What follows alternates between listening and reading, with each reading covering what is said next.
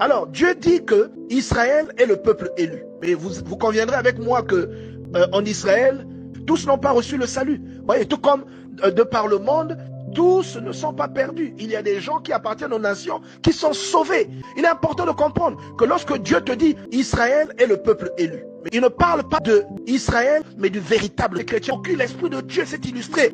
Israël n'est qu'une représentation, n'est qu'une maquette de ce que nous sommes, nous. Et tous ceux dans le monde qui n'ont pas le sceau de l'Esprit, tous ceux-là sont frappés par les jugements. Mais si ce que Dieu disait symbolisait ce que certains comprennent, donc l'évangile est contradictoire. Vous conviendrez avec moi que en Israël, tous n'ont pas reçu le salut. Dieu utilise plusieurs méthodes pour nous transmettre des enseignements. Dieu parle en parabole. Il utilise beaucoup d'images. Il utilise beaucoup d'illustrations pour enseigner des choses simples. Exode chapitre 12, où vous voyez les enfants d'Israël qui sont en Égypte, symbole du monde, qui doivent sortir de l'Égypte, libérés par la parole, symbolisés par Moïse. Ils doivent sacrifier un agneau, le manger, c'est la Sainte Seine. Et ils doivent prendre le sang de l'agneau et le mettre sur le linteau des portes, ce qui symbolise le sceau du Saint-Esprit. Et grâce à ce sang qu'ils ont mis sur les portes des maisons, les maisons symbolisent les êtres humains.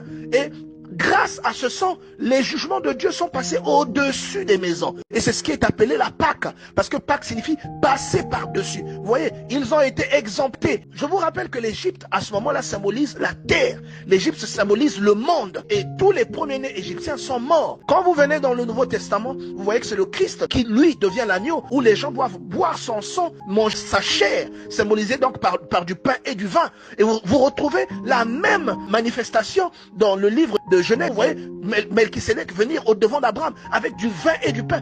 En Actes chapitre 10, c'est là que vous voyez que Corneille qui faisait des œuvres, mais il n'était pas sauvé. Il priait continuellement d'après Actes chapitre 10, mais il n'était pas sauvé. Il payait l'aumône, mais il n'était pas sauvé.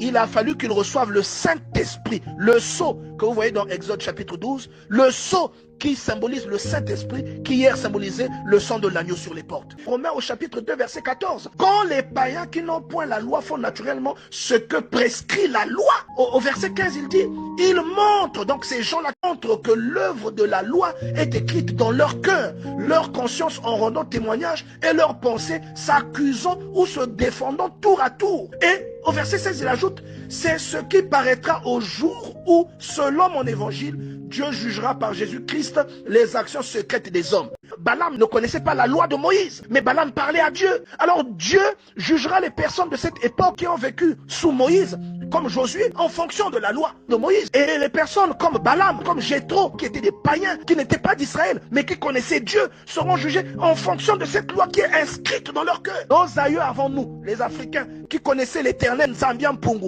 mais qui n'avaient pas l'évangile, seront jugés en fonction de la connaissance qu'ils avaient de l'éternel. Toi et moi, nous serons jugés en fonction de l'évangile que nous avons reçu.